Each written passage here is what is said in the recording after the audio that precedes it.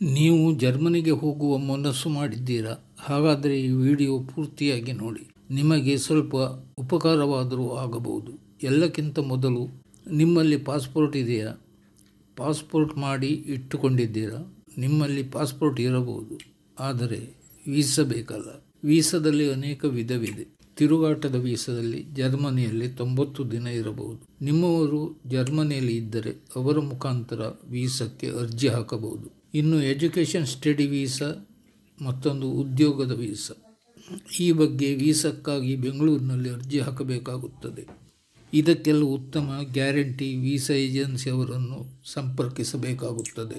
ಎಲ್ಲವೂ ನೀವು ಅಂದುಕೊಂಡಂತೆ ಸಲೀಸಾಗಿ ಸರಾಗವಾಗಿ ನಿಮ್ಮ ವೀಸಾ ಅರ್ಜಿ ಒಂದು ಹಂತಕ್ಕೆ ಬಂದಾಗ ನೀವು ಬೆಂಗಳೂರಿನ ವೀಸಾ ಕಚೇರಿಗೆ ಬರಬೇಕಾಗುತ್ತದೆ. ಮತ್ತೆ 15 ದಿನದಲ್ಲಿ ನಿಮ್ಮ ವೀಸಾ ನಿಮ್ಮ ಕೈಗೆ ಬಂದು ಸೇರಬಹುದು.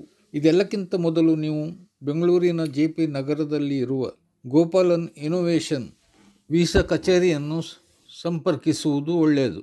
ಈ ಎಲ್ಲ ವ್ಯವಹಾರವನ್ನು ಜಾಗ್ರತೆಯಿಂದ ಮಾಡಿ. ಯಾಕೆಂದರೆ ಉದ್ಯೋಗಕ್ಕಾಗಿ ವೀಸಾ ಮಾಡುವವರು ಮತ್ತು ವಿದ್ಯಾಭ್ಯಾಸಕ್ಕಾಗಿ ವೀಸಾ ಮಾಡುವವರು ಎಷ್ಟು ಜಾಗ್ರತೆಯಲ್ಲಿ ಇದ್ದರೆ ಅಷ್ಟು ಒಳ್ಳೆಯದು. ಯಾಕೆಂದರೆ ವೀಸಾದ ಕೆಲವು ಡೂಪ್ಲಿಕೇಟ್ ಕಂಪನಿ ಇದೆ, ಜಾಗ್ರತೆ.